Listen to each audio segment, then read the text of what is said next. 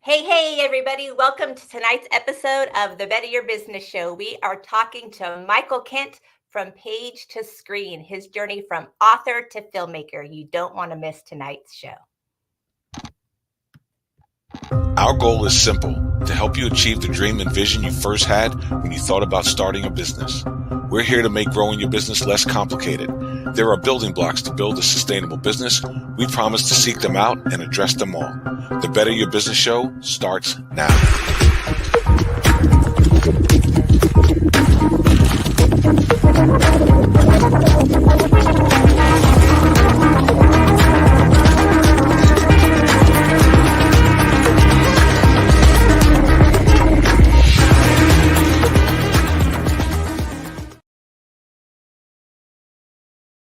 All right, everybody. Welcome to tonight's episode of the Better Your Business Show special edition. And we have something very special tonight. We have Michael Kent, author and filmmaker, joining us. So I'm super excited to hear about his journey and obviously share it with all of you. And to have Ms. Shanna Mavis back in the house with me tonight. Welcome, Ms. Shanna Mavis. Woo woo. How are you? You are muted. We can't hear you. Let me unmute. Can you hear There me now? you are. I can hear you now. It's been a minute. It's been a minute. Yes, it has. I'm excited to be here with you. I want to, I know that I saw one of the questions that you had that you're going to ask, and that was, of course, one of my questions as well. But I'm excited to hear the business behind this, right? Because we all have seen movies and film and all of that, but it's a business like anything else. And he's co-founder of this production company. What does that mean? What does it look like for individuals who are trying to get into that space? What steps did he have to take? That's why I was saying I've got so many questions. I'm excited to hear, his response. And then from him, I'm seeing a lot of his faith coming into play. So what challenges has he faced, staying true to what he believes in this industry and all of that. So, yeah, I'm excited to hear him dive into and answer some of those questions, which may help other people going through or who have always dreamed about, building or creating a movie or, and I think he wrote it, right? This is his brainchild. Yeah, it's partially based on a true story. Wow. His personal true story. Yes. So I know you're a little bit like this too, but personally I really enjoy movies, shows, if you're into like psychology shows, or any of the true crime type of stuff, this is going to be right up your alley. You're going to enjoy the storyline of the show. It's definitely creepy. So, well, I think it's creepy. So, yeah, it is definitely creepy. Agreed. We keep losing Shanna. So you know what? We're just going to jump into it. Can you hear me? I can hear you. Okay. Yeah. All right. I didn't know if that you were freezing or with ice, so I thought I'd just bring him on stage so we could find out. But Michael Kent, he is an author and he's an executive producer of the movie Deranged. How long have we known each other? I was thinking at least 15 years, I think. Yeah, probably. I think about 15 years. Mm-hmm. It's been a long time. And so it was very interesting for me to see you go through this journey, especially because we know each other from financial services, right? So, and I knew you with your background in aerospace engineering. I knew you had that background, but it's been very, I don't know the other word to use except for interesting to see your journey. Now, knowing how highly intelligent you are, it doesn't surprise me, right? But this has been really something special and it's just really exciting. So why don't you share a little bit with our audience? Got it. Can you hear me? I can hear you. Okay. I'm Michael Kent. I can hear you fine. Founder of Extravagant Promises Press Films. We're our mission statement is we invest in people. So what we do is give a platform to first-time authors, actors, movie talent, movie crew, and it doesn't always profit well, but our motives are to enable other people to have their dreams come true. And before I begin monologue, I want to thank Natalie for inviting me on the show. Um, I called Natalie when I set out to market this endeavor because I know her to be a person of faith and impeccable character and integrity. So that's why I'm on the show, and that's why Natalie's my friend. Me, Thank you. I appreciate that. my background is in rocket science. I'm a nerdy physics type who spent most of my life exercising and developing my left brain, which is logic and numbers and processes. And it wasn't until I left the aerospace industry till I started to develop my right brain creative skills. And I got to tell y'all, I am the master of the tall tales. I tell whoppers. I tell whoppers and make you feel like you were there, take you on a thrill ride, and leave you wanting more at the end. But I'm glad you both prefaced this event with the business aspect Yeah. of the journey because there's the art and there's the talent of creating a vision that you can make palpable. And then there's the process of making the film itself. So there's the art and the process of making a movie. And then there's the business that goes along with making the movie. And then there's the business of the movie business, which means you got to be able to make it profitable in order to make the next movie. So I guarantee you I could go on for 45 minutes straight, but why don't I take some of your questions? So, yeah, for me, it really is, where do you start for anyone who is coming behind you, right? You've already taken the steps, you've made a movie, you have this media company that gives a platform to other people, but how did you get started, when you decided, I'm going to make a movie? I um, I you, never decided I wanted to make a movie. I never decided I wanted to be a publisher. These blessings all overtook me. So there's a line in the movie because the first half of the movie, the Mark and Dana in their little square house is true story of me and my ex-wife, and she's ex because how far I went with these experiments on my own brain. But wait, help me. Where was I going? What was I getting at? you didn't decide to make the Oh yeah, movie. yeah. So there's a line in the movie where I was this deranged movie just started with me making a journal about my dream experiments. And as I was talking to my ex-wife about my experiments in the same way that Mark uh, is talking to Dana, it's almost the exact words. At one point, she said, "Why don't you write a book? Then at least you would have something to sell." So Yeah. when I met her, I had already written one book that got ripped off, and that's part of the business is don't get ripped off. That's job one. And I had decided I wasn't going to write anymore. I met her several years later, and I was retired, not self-actualized, but passive income. and I wasn't doing anything but sleeping and dreaming. And she didn't want to introduce me to her well-to-do friends as just a retired bum. So she said, "Why don't you write another book?" And because I'm the master of the tall tale, I just cranked out 3 days after the cross.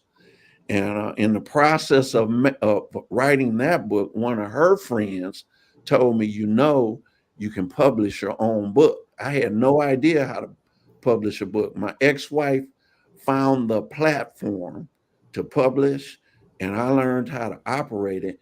And it started, I didn't know how to publish, so I was paying people to edit and do the cover art and do the backstory. And eventually, because it costs so much to do that, I learned to do each part of it myself. Uh, I made all the mistakes on my own books and, went back to correct the mistakes. And at that point, I was so good at it, we started publishing other people's books. So that's how I got started in the publishing business.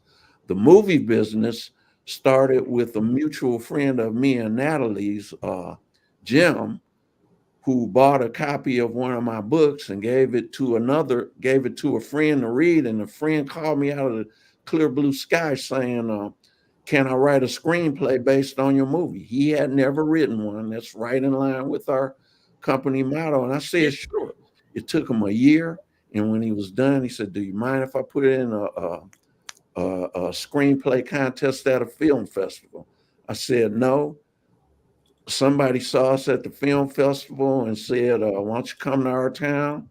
When we got to the town, Farmington, New Mexico, they had a big party.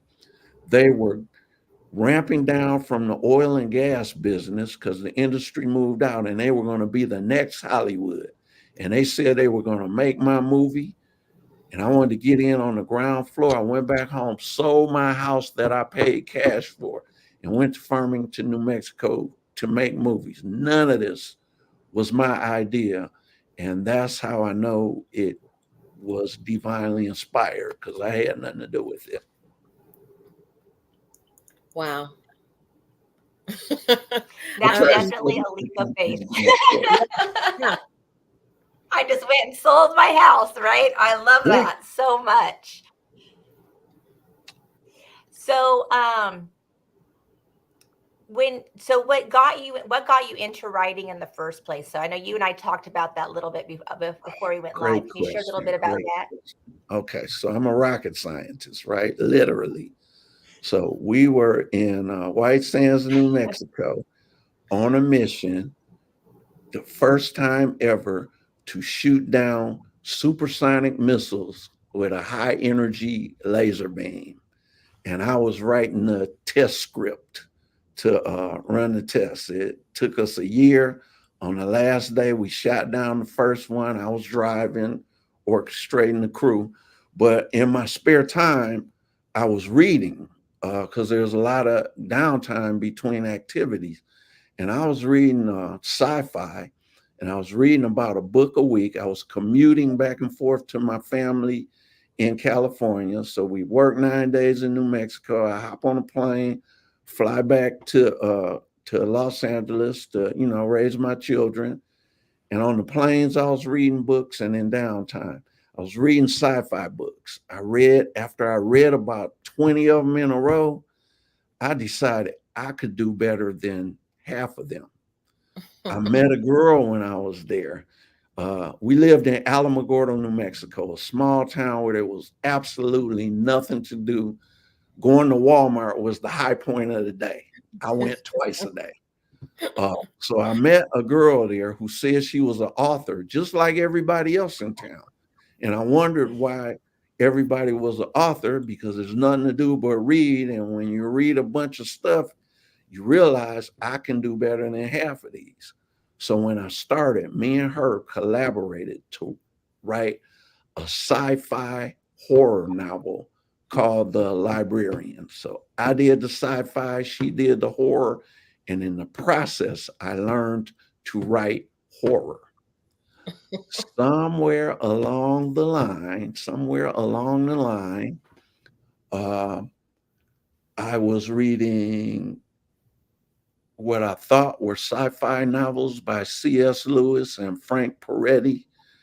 I didn't know until I was halfway through the 700-page space trilogy by C.S. Lewis that it had anything to do with religion. And I was hooked. So I started reading Frank Peretti. I started with This Present Darkness. And when I read Piercing the Darkness, his second book, there was a girl in there who was into metaphysical pursuits. And she realized the need for salvation. And in the book, she kneeled down in front of a metaphorical cross in her head, and the angels laid down their swords when she got saved. And I was on my knees right next to her. So then I became a Christian sci-fi horror author.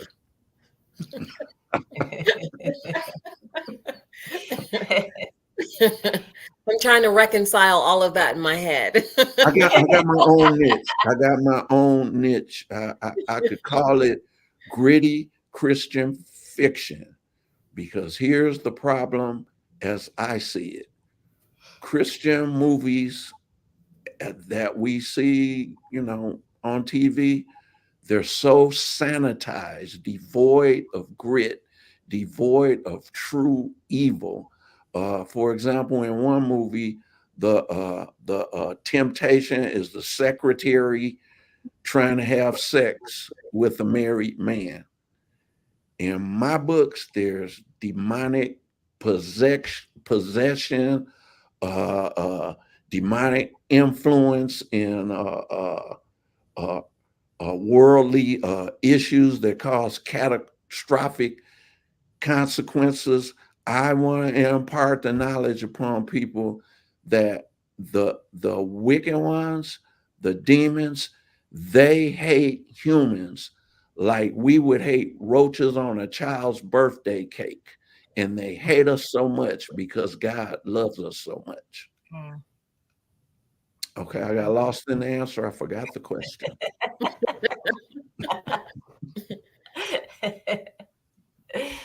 No, you were great. So one question that I have, because I'm an avid reader, I love to read, and a lot of times I like to watch the movie after the book because I don't like it. It doesn't. Now you're breaking up. Okay. I don't know if, well, hopefully she'll be back, but are you back now? Natalie? I'm here. Can you hear me? Yeah, you have to. Are you guys? Do you guys hear me?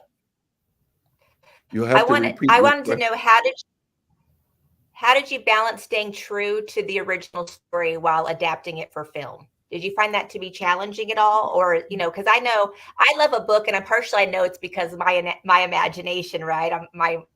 But when you're seeing it as a movie, you're seeing someone else's visual. So a lot of times it's not the same. That's why I never usually like them. I got it.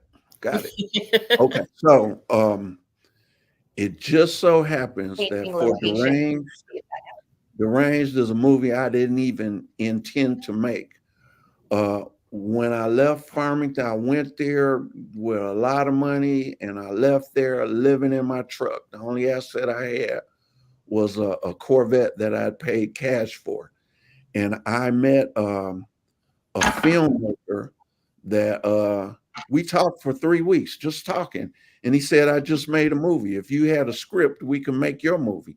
And the script that I happened to have was Deranged. And I shot him Deranged, and we shook hands on it April 1st, 2022, and we were done filming it in September 2022. It went that fast. So I didn't intend to make Deranged, but Deranged is a special case because it's a short story in a book called Tales from the Mike Side. The story called Deranged is only 100 pages long, and the script is 100 pages long. So I was able to get almost total fidelity between the book and the movie because it was a short story. I have other books. The one that I went to New Mexico to film that I need to finish filming here in LA. The Haunting of Molly Pickett was 256 pages. When an author writes a book, he gets emotionally attached to every passage. But because somebody else did the screenplay, they were able to eliminate certain parts of it and get it down to movie script length. So yeah, you're going to lose fidelity between the book and the movie because typical book takes 8 hours to read and a movie is only 2 hours long. So unless you make a series, you're gonna have to get rid of some plot aspects, maybe some subplots, some characters, and that's why they don't read true to the movie. So let me ask you this. It sounds like you, well, I guess let me not assume. Are you bootstrapping this entire endeavor? Or have you Does found that investors? mean am I doing it with my own money? Yes. Yes, yes. So I sold my Corvette, and that paid for half of Deranged, and to pay for the rest of it, I lived in a garage. Well, first month I lived in my truck because when you come back to LA, it's hard to get in. It's hard to get back in. So for the whole time we were making Deranged, I lived in a garage, paying $1,000 a month. Everything else went into the movie. I went without food. So when you asked me earlier, my advice to somebody who wanted to start into the movie business from a cold start, because I didn't know anything. It cost me everything. It cost me a home that I had paid cash for, a wife, a life. It cost a Corvette that I paid cash. It costs everything. My advice is don't do it. I'm serious. Don't do it. Is that really It's your not. advice? Okay, yeah, cool. No, it really. Well, the reason It's I asked though is because you're taking a leap of faith, right? You're doing this because there's something else that you feel is calling you to do this, correct? yeah, yeah. So, I always thought at every step of the way that God wanted me to do this. So when it came, I mean, the two people that pulled me into it were Christians. The people in New Mexico were Christians. Uh, the story itself, Molly Pickett, was divinely inspired. I didn't even write it. I channeled it. Molly Pickett actually spoke to me, and I just wrote down what she said and pushed a story about it, created some characters and a situation, and the characters told me what they were going to do. I just put a problem in front of me and the characters solved it. But what I'm saying is some things are not worth everything. I mean, if you want to give up everything to take a risk, okay. But in the movie business, as an independent filmmaker, as an author, you're probably not going to be able to make a living at it. You probably won't get your money back. Anybody wanting to invest in my movie, which I'm looking for investors, I have to flat out look them in the eye and tell them you probably won't get your money back. And I have integrity too, so I gotta say that. But I think for me, it's worth it. And it already cost me everything. Just like our Heavenly Father gave us the life of his only begotten Son. After giving all that, why would he withhold anything else? It already cost me everything. Why would I stop now? Why would I not go the rest of the way? So then it sounds like it's not don't do it. It's don't do it without knowing that it may No, cost you. it's don't do it. There's other businesses that are a But lot. if they're called to it, there's a difference, You know right? what? If they're called to it, call me, and I'll get you through it. So what I found, I learned. I was in New Mexico for 3 years. I learned all the things you can do wrong to not end up making a movie. Number one, you got to be in a place, whatever business you're trying to run, you got to be in an area where there's an infrastructure for that business. Right. So in New Mexico, I bought like $100,000 worth of movie equipment. I built a sound stage, mostly with my bare hands, out of paper mache, chicken wire, paint, and glue. Um, if you're not willing to do that, then okay. So I came to Los Angeles and I just happened to meet a crew of guerrilla filmmakers. We did this with a 3-page contract and a handshake, no lawyers, no union, no. We just went out and shot. We shot this movie in 11 days. Do you hear me? 11 days. Pre-production was only 2 months. We shook hands in April. We were filming in July. And I didn't move back here till June 1st. So we started June 1st and we were filming in July. You got to cut out the red tape. You got to cut out the middlemen.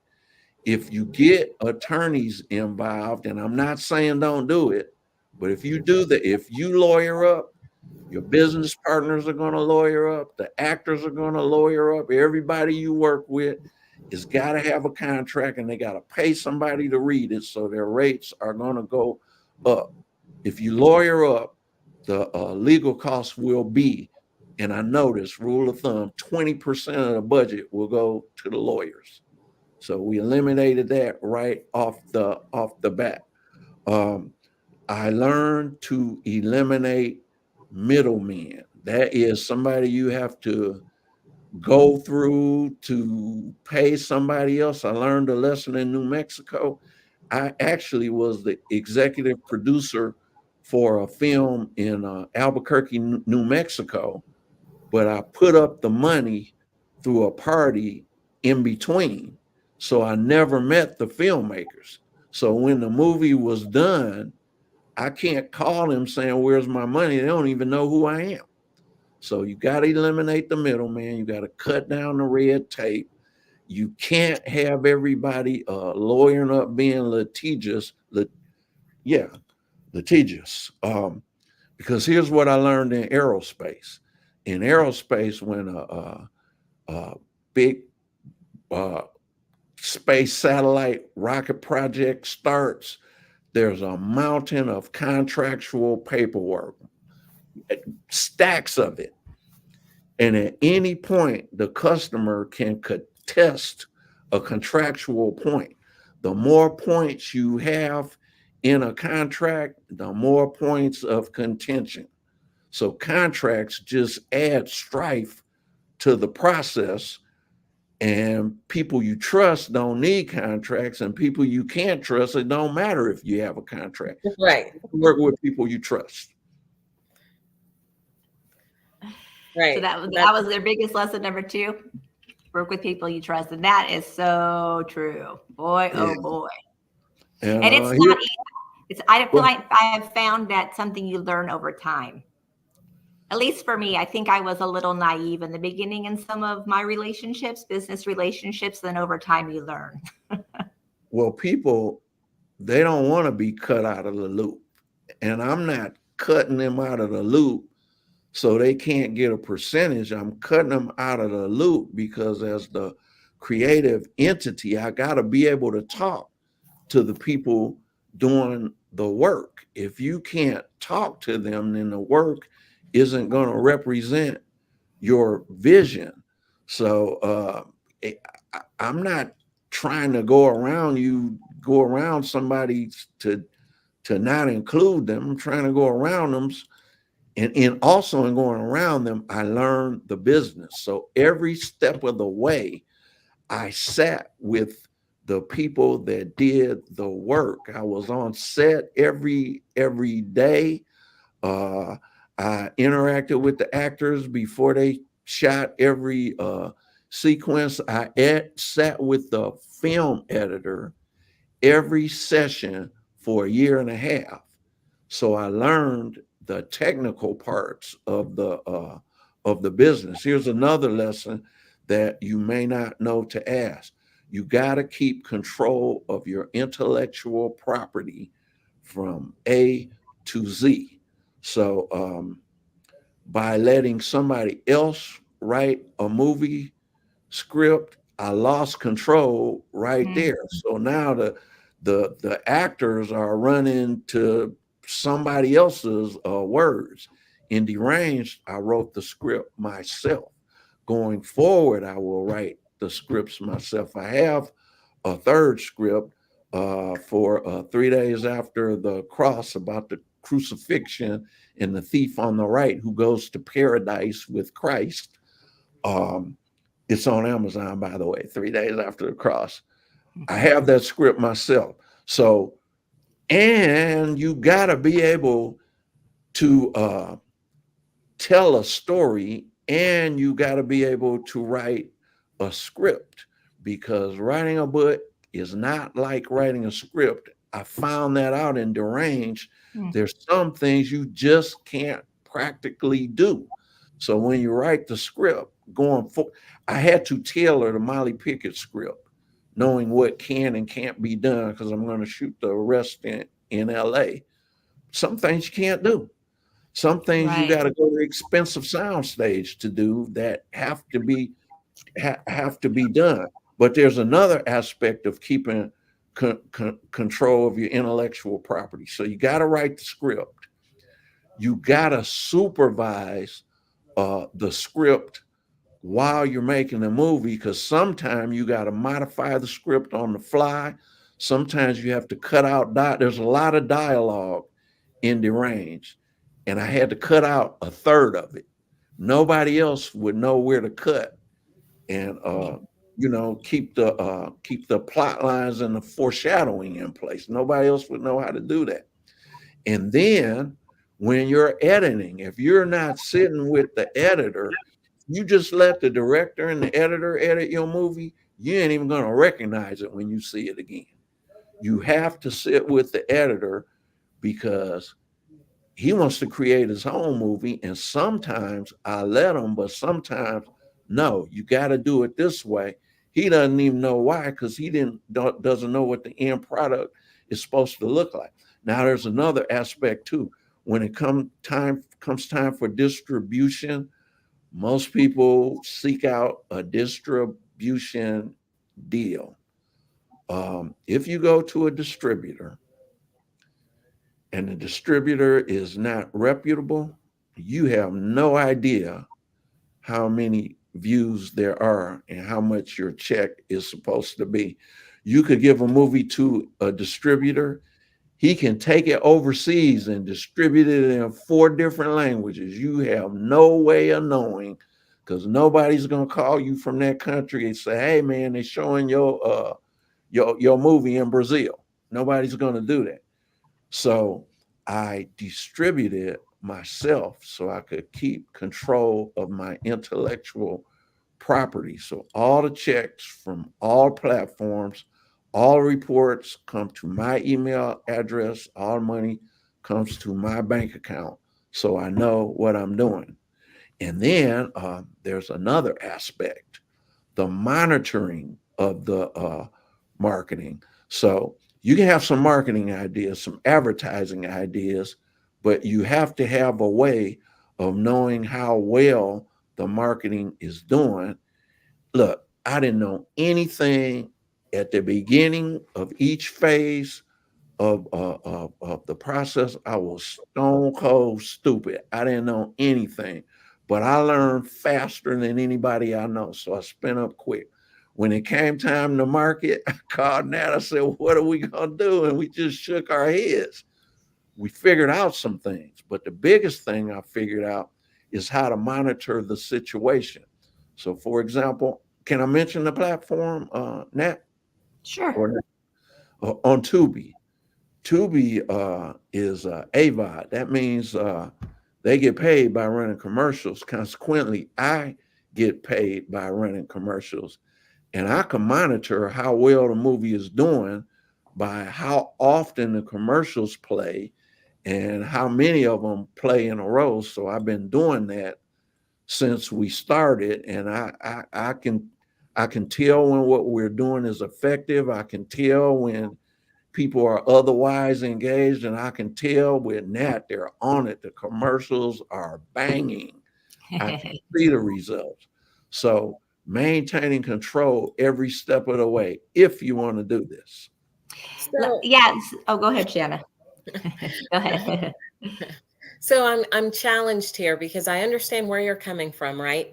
But from any other business, and this may be the difference between the I know film you, Shanna. business and the movie, where I'm going to be like, you cannot sustainably keep up doing everything.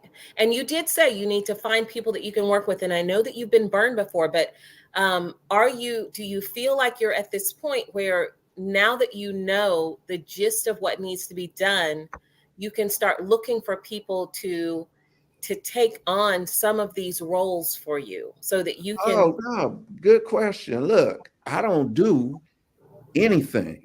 I don't run a camera. I don't direct. I don't touch the keyboard when we're editing.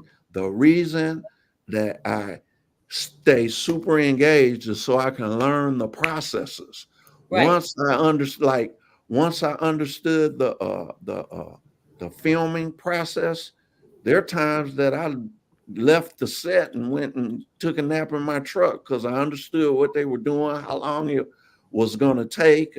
I saw them run a rehearsal and I know they got it. So once I understand the process, I can stay out of the way. I don't do anything. Somebody else is keeping the books. I don't keep the books. I have a trusted person who monitors the situation. Look, what I want to do is write the next script and inspire people to make the next movie. I can't make a movie by myself. I didn't have the money to make this movie. Look, the people who worked on this, they were so inspired by the vision and the why I was doing it. I'm doing it so people who wouldn't ordinarily get a chance to participate in the movie business get a chance to participate. And because I'm the master of the tall tale, everybody fell in love with the script. I couldn't afford to pay them for the amount of work that they did. So no, my job is to inspire other people to figure out how and facilitate what they're doing to the best of my ability. I don't do anything. But right, tall tales. Yeah, I put in the comments. My husband used to always say this is inspect what you expect, right? And so this makes me think back of our financial planning days, Mike, when we'd have agents out in the field and they always tell us to at least know what they're doing, right? Inspect what you expect. If they're representing me, at least know that they're doing things correctly. It's in line with what I want. So you have your toes in enough to understand what's going on. It's your vision that's being done, and then you're letting everyone do their jobs. Yeah. Correct. Yep. Yes. Yeah. So I know you're on Tubi, which we talked about, and I am going to show a little clip from the movie in just a few minutes here. But you're on Tubi, which it's free on Tubi, and then it's also on Amazon Prime. And I don't know if you still have to pay for it to watch on Amazon Prime, but anything that you want to share with us about the differences that you've learned from the two platforms? Tubi is free. Everybody watches Tubi. That's what I learned. People love. I don't know if y'all are old enough to remember free TV, but back in the Yes. day, you didn't have to pay to watch TV, and everybody loved paying to watch TV. So now I'm on several other platforms, but if I direct at this point in the marketing campaign, if I direct people to those platforms, I not only gotta talk them into getting there. When they get there, if they're not on that platform, they gotta go through all the you know what baby boomers, we don't know how to do that. Uh, People my age, I can't talk them into going and pulling out their card and signing up on a new platform. Tubi is free. Everybody already has it. Now Prime already has everybody's credit card information. So if I get somebody to Prime already got your card. All you got to do is push the button. But I'm also on Apple TV, YouTube TV, and Zumo. Okay. If So you you're happen to have any one of those. And the plan was this. So a lot of people make a movie and they want to inspire the local population to watch it. If all my friends watch Deranged, I'd get $10. If I can inspire the inspirable demographic in Los Angeles to watch the movie, if I could get 1 million people to watch. Now, if I could get, I figured it out. If I get 80,000 people in LA to watch, I get $10,000. I'm not going to be able to move 80,000 people in a city. So, what I'm looking at, I did global distribution and we're concentrating on a country at a time. So we saturated Los Angeles, going to other parts of the country. I have not me, we have inroads in Panama and Central America, El Salvador and Central America, Paris, England, Savannah, Georgia, Detroit, Houston, Texas. I'm looking for somebody in Alaska that I can shoot links to because I know it's dark in Alaska half year round. People in Alaska love to watch movies, ladies. So if you have a contact in Alaska, let's inspire them. Remembering that the whole point of this is I make movies about heaven and the need and benefit of and for salvation. That's the whole point of all of this. The how I'm doing it is books, movies. I used to have a radio show now where I was reading Tales from the Mic side with sound effects. I'm on Spotify right now. We did that on Spotify. I'm reading Tales from Yes, the we're Mic on side Spotify. audio books. So this whole all the Tales from the Mic side. There's 4 of them, and there's a series called the Guardian Angel series. So, like in all the Superman movies, the main comic character is Superman. In my movies, the common character is the superhero is the guardian angel named Pavelek. So that's what ties all the movies together.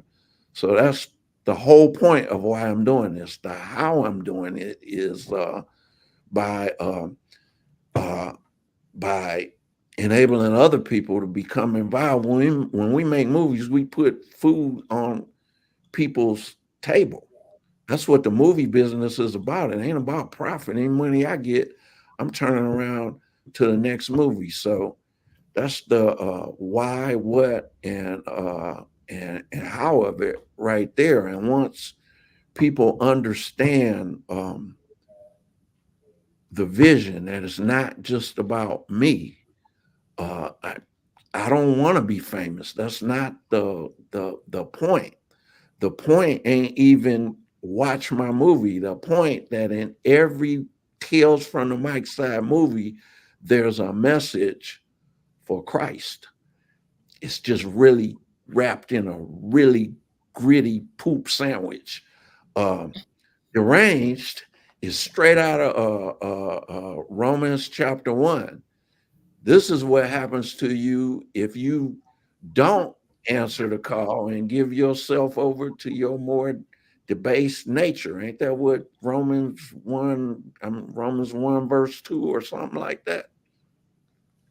Anyway, I don't mean to get preachy, but there's a reason I'm doing this. I'm like, I didn't do 5 years of Bible college like you. Yeah, I'm going to take your word for it. look at that. Well, wait. That's a good point. I accidentally went to Bible college. So I was reading these books. Look, this is a good story. I was reading these books, right? And I got saved. I mean, I got saved to the point I felt, okay, the Holy Spirit around me. And then it grew. Like the next day, it was the size of a building. Then the next day, it was the size of a mountain. And then the next day, it was the size of a city. And then, poof, it was in me. So I was brand new, 3 days. One of my daughters got jumped into a gang at the high school. Man, I went up there that night with 3 days saved. I went in the dark at the high school with my Bible, casting out demons, right? When my daughter went back to school, it's as if it had never happened. You don't get out of a gang that you got jumped into. But I went and cast out demons at that school that night. And the next day, my daughter wasn't in the gang and everything was fine. So I learned the power of salvation at that point. And I'm just like trying to spread the word. I didn't really mean to get preachy. This is a business show. It happens a lot of the times, you know, whenever you're doing anything big, I think there's a certain element of faith that goes behind it too. And so I think it helps people grow in that area. You got to have a little bit of faith, I think. I'm actually meeting with a friend of mine on Friday, and I'm really curious about, he wants me to help him film some content. He's doing a leadership platform. He's very stoic. And so I'm really curious as to see what our conversation's going to be like, right? Because I'm such a head in the clouds kind of girl. So it's going to be a fun one. I'm really looking forward to it. But I think that we need both, right? We do need. Let me just answer quick questions now. If you got questions, I'll give you a quick answer. I know we challenged for time. Yeah, I actually want to show a little clip of the show of the movie. So if you can give me just 1 second here, I'm going to do that.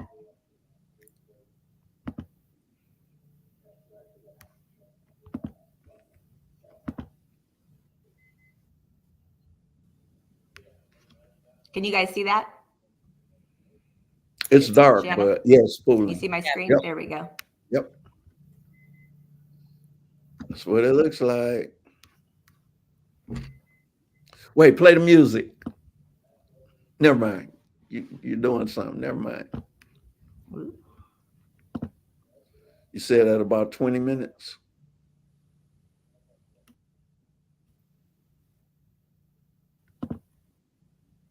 Mark.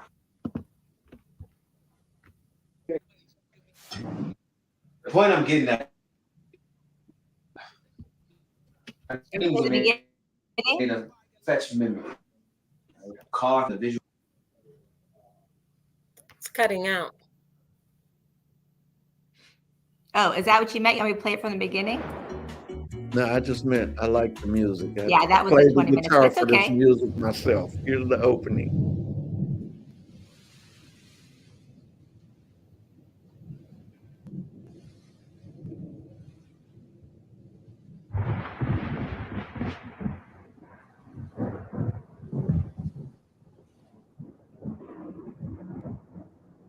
Yeah, I really love the opening scene too.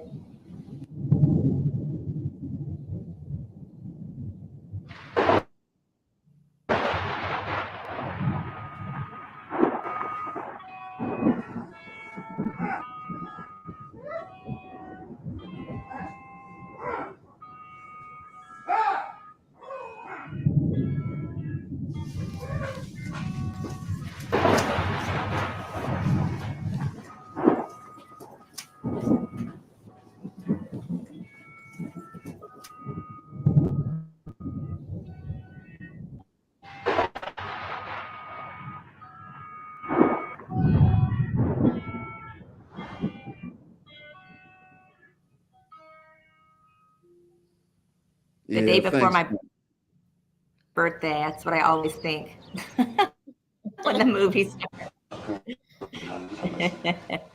Okay, you were going to go This to is not right. 20-minute mark, the 20-minute point. All right, I'm going to stop it there. But you guys, everyone can go on Tubi to watch it. Yeah, I'd like y'all all to turn on your cell phones right now and go to Tubi and click the range so we can make the next movie. So are you still going to do the clip next? That's right. Natalie, are you going to go to that the was 20? The clip. You got me to play the? No, the clip you wanted to play. Oh, you want me to show that one? Yeah. That's the one you wanted to play. Yeah. While you're doing that, I do have a question because I want to make sure that people know how to get in touch with you. So one of my questions, is the Extravagant Promises Press, is that strictly for Christian creatives and filmmakers, or is it open to anyone? Tales from the Mic side is a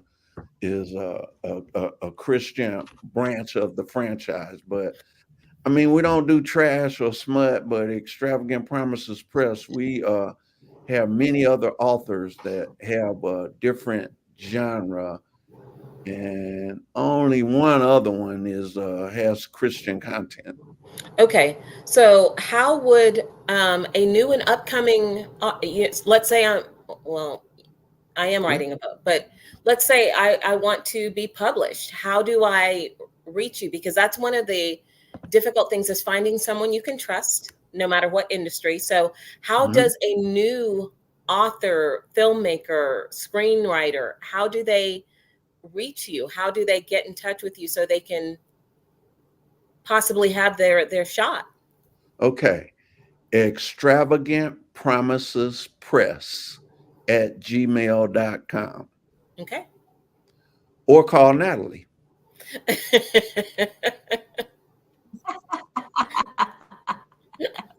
I'm going to charge you for those phone calls. Now, hopefully my phone's blowing up anyway, though, right? Extravagant Promises Press at gmail.com is how you email in. I'm sorry, Extravagant Promises .press at gmail.com. Extravagant Promises .press at gmail.com.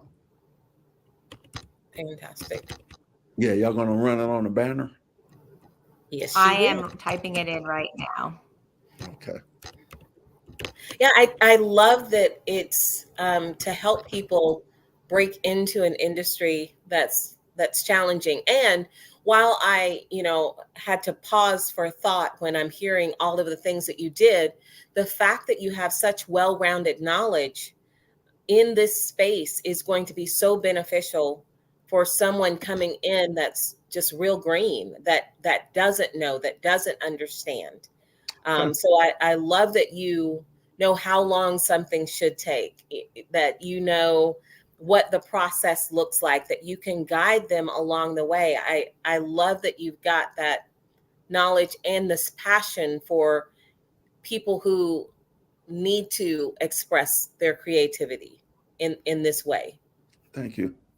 I know that you can film a movie with a crew of 5 people. I know that. Wow. Yeah, well, it's interesting. I was watching something the other day, and I could tell there were many clips that they had, and I wouldn't know this except for just the experience of you going to the movie, what we've done with the show, but I could tell there were literally clips they were doing with their iPhone and then just splicing them in. No, I don't. No. Nobody else would have noticed. I don't mean do it with your iPhone. I mean, you got to. No, I have know the you don't. But this was a cameras. No, and film, but no, I know that. But I'm just saying that people that are doing big things on TV, there are some parts of their movies that I can tell that have been done with their iPhone. So I know that you guys are in the big shebang, but to your point, it doesn't have to be as extravagant as some people think it has to be. You still have to have a good crew, good cameras. Don't get me wrong. No. Hold on. You're missing my point. Okay. It can be extravagant, and we're Extravagant Promises. That's the whole point. Extravagant Promises. It can be extravagant. It can be done big and bold, but it can be done simply if you eliminate some of the fat. No, you gotta have state-of-the-art cameras. They won't let you put your movie on some of the platforms if you don't have the right cameras. But if you hire a competent camera man, videographer in LA, they already have the right cameras. You don't have to buy anything.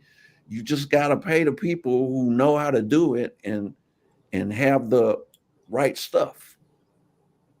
And the right stuff is not a cell phone. Don't do that. All right, let's play this clip from Deranged. No, I don't know.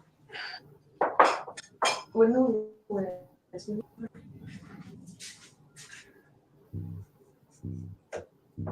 Research.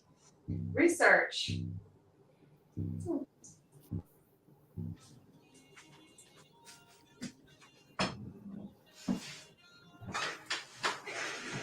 Have you ever thought about how the brain works? That again? No, not really. The brain records every sensory input it receives. That's all the 5 senses. Think about it. How many faces can you recognize? Surely more than 100, 1,000, maybe 10,000. Mark, get to the point. It's been a long day and I'm tired. The point I'm getting at, Dana, is that our dreams are made of fetch memories. Right? A car from the visual cortex, the sound of the engine from the resistance of the gas pedal from tactile memory, and not all of them necessarily from the same car. See, I know this not from external research, but from experimenting on my own sleeping brain.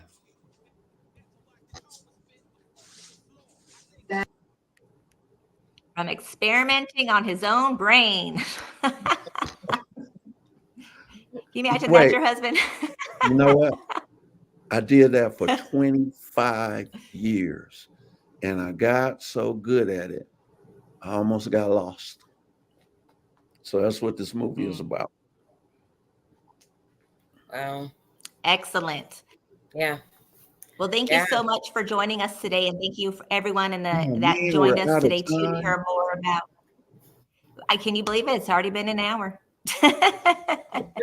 So go to Tubi, check out Tales from the Mike Side Deranged. We showed you guys a clip of it. You've heard But more about filmmaking. you have to search. And You have to search on Deranged, excuse me. You have to do the search box, Deranged. And there's 3 movies. So it's the guy in handcuffs in the orange jumpsuit. yes, the Tales from the Mike Side. His is the only one that says Tales from the Mike Side Deranged on the cover. The rest they just say Deranged. So go there, check it out. It's an excellent movie. If you're into true crime type of documents, stuff like that, it's going to be right up your alley. You're going to enjoy it. You're going to really enjoy the storyline. It's going to be good stuff. So thank you so much for sharing your story with us. And I think my biggest takeaway from this, I'm just going to share it now, Shanna, is that you just never know how things are going to happen. You didn't envision yourself being an executive movie producer. Now you are producing your second movie, right? So you just never know how things are going to happen. So I love that. Yeah. And for me, I really love, just like I said, the heart behind everything. There's a platform now for people. He's the way, and it's not about him. Of course, his faith plays, hugely into everything that he does. But the fact that there's this door that people can walk through with an understanding and, with his experience,